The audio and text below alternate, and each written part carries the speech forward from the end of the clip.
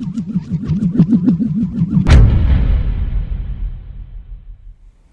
evening and welcome to another edition of the Night Sports Report. I'm John Giakas. And I'm Natasha Ashby. And thank you for joining us. We're starting tonight with the women's bowling team.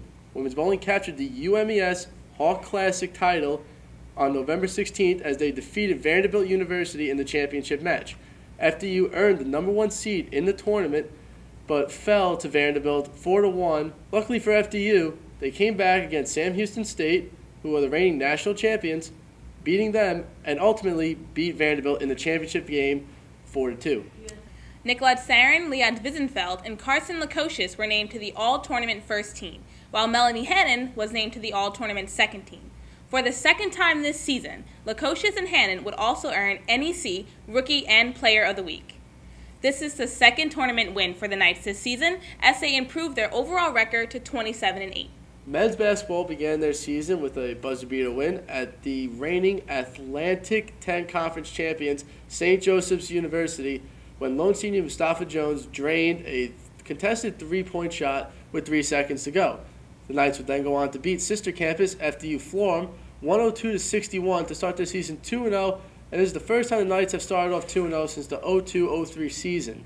Since then, the Knights have lost 3 in a row to Rutgers, Columbia, and here at home against Lafayette, but they looked to rebound last night against Princeton University. Which they did with an exciting game. They were looking to improve their record and snap that losing streak.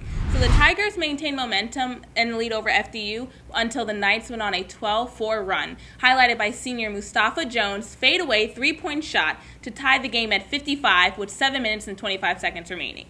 The Knights stepped it up and never looked back. The last 70 seconds of the game were very intense as Princeton attempted to make a comeback when guard Kynan Reiner sank an off-balance three-point shot and was fouled on the play.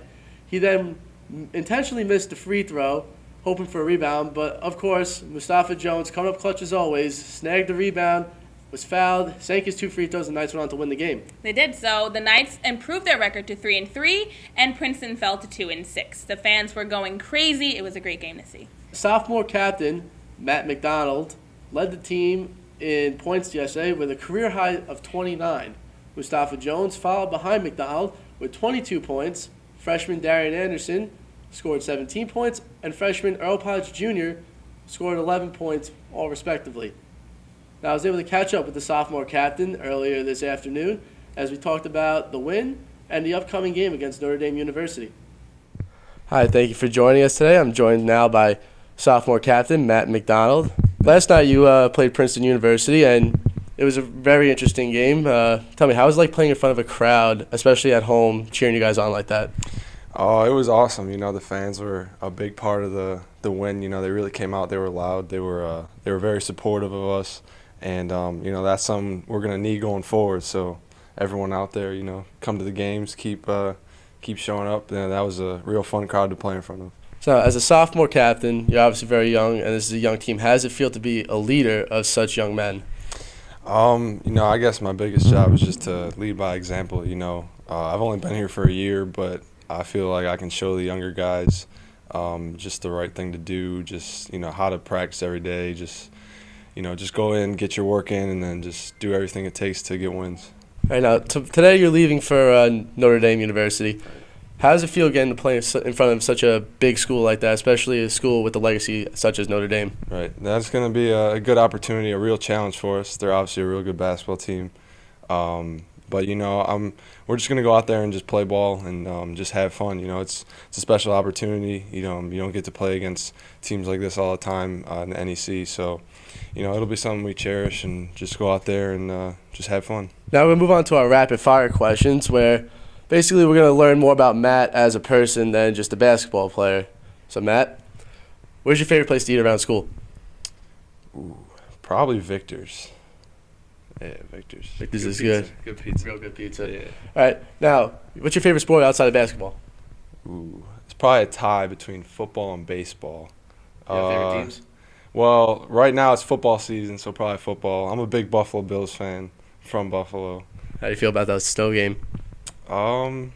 You know, we're used to the snow. That's how it is up in Buffalo. But big Bills fan. I'm a big Yankees fan too. So your teammates are obviously very vocal. Who's the loudest guy on the bus? Wow. Probably, I don't know. I sit right next to Xavier Harris and Scott Kingsley, so I get to hear them the whole bus. Probably a tie between those two. Yeah, they're a close competition. Right. Last question. What's something that people wouldn't expect you to listen to music-wise? I don't know. I listen to country music. I don't know if that's rare or not, but I'm one of the few guys on the team that listens to that type of music, so I think that's pretty rare. You got a favorite song or artist? Right now, probably Florida Georgia Line. Solid. Well, that's Matt MacDonald in a nutshell. Thank you for joining us, and we're going back to the studio. On to women's basketball. They also began their season with a comeback win over the Jaspers of Manhattan, scoring nearly 50 points in the second half. However, the Knights have yet to see a win since then, having lost the last 5 games, 3 being at home. Most recently was Wednesday against number 24 ranked West Virginia, where they kept up with the Mountaineers through the first half, but in the second half the Mountaineers pulled away and captured the victory. FDU was able to out-rebound West Virginia in the first half, 16-15, but committed 15 turnovers and allowed West Virginia to shoot 60% from the field. Kelsey Cruz led the team with points with 15, followed up by Erica Livermore, who had 9 points, 8 rebounds, 2 blocks, and while the senior point guard Amanda Andrades tallied 9 points and a season high of 8 assists. I move on to what to watch for here at FDU in the next couple of weeks. Bowling, the Knights will be hosting the second NEC tournament of the year this weekend, December 7th and 8th at Parkway Lanes in Elmwood Park, New Jersey. The men's basketball team will be traveling to Notre Dame to take on the Fighting Irish on Saturday, December 6th at 8 p.m. before traveling to Queens, New York to battle St. John's on December 10th with tip-off scheduled at 8 p.m.